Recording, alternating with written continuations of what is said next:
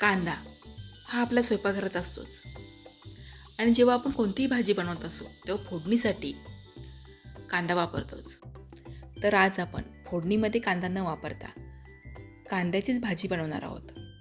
कांद्याची भाजी बनवण्यासाठी मी इथे छोट्या आकाराचे कांदे घेतले आहेत. जसं आपण मसाला वांग बनवण्यासाठी वांग्याला उभ्या चिरा देतो, तसंच मी कांद्यालाही अशा दोन्ही बाजूनी अशा उभ्या चिरा देऊन घेतल्या आहेत.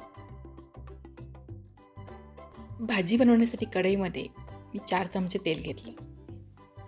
तेल गरम झाल्यावर त्यामध्ये हे सोलून घेतलेले कांदे घातले. आता हे कांदे 2 ते 3 मिनिटांसाठी परतून घेणार आहे.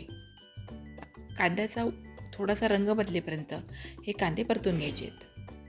कांदे भाजायला सुरुवात करून 2 मिनिटं झाले आणि कांद्याचा वरचा रंग थोडासा गुलाबी दिसायला लागला आहे. आता हे कांदे तेलातून काढून घ्यायचे.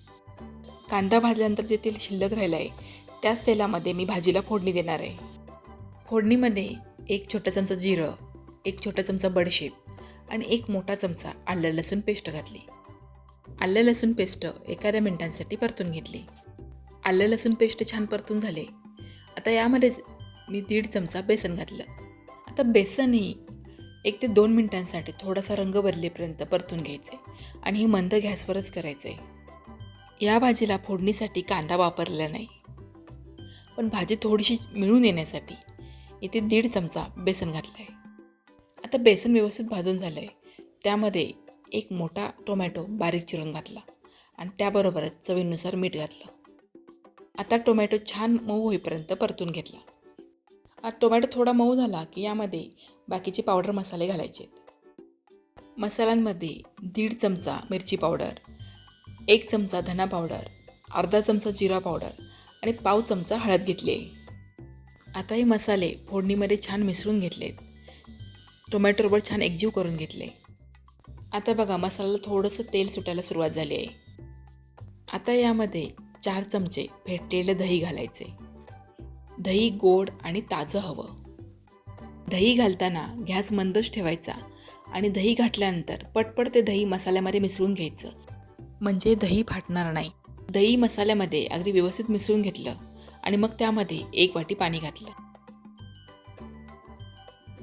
पाणी मसाल्यामध्ये मिसळलं की कढईवर झाकण ठेवायचं आणि मंद गॅसवर 3 ते 4 मिनिटांसाठी हा मसाला आपल्याला शिजवून घ्यायचा आहे. हा मसाला मंद गॅसवर शिजवून घ्यायचा आहे, म्हणजे कढईच्या तळाला तो लागणार नाही आणि मसाल्याला छान तेल सुटेल. आता मसाला अगदी छान तयार झाला आहे. तो एकदा तळ्यापासून हलवून घेऊ. आता या भाजीसाठी मी जास्त ग्रेव्ही बनवत नाही, थोडी कोरडीच बनवते. पण तुम्हाला जर जास्त ग्रेव्ही हवी असेल तर तुम्ही आत्ता इथे थोडंसं पाणी घालून 1 उकळी आणू शकता.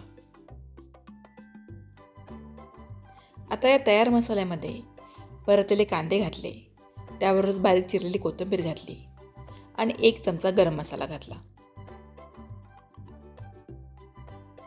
आता कांदे ग्रेव्हीमध्ये 1 ते 2 मिनिटांसाठी छान मिसळून घ्यायचे आणि मग कढईवर झाकण ठेवायचं आणि मंद गॅसवर 2 ते 3 मिनिटांसाठी ही भाजी आपल्याला शिजवून घ्यायची.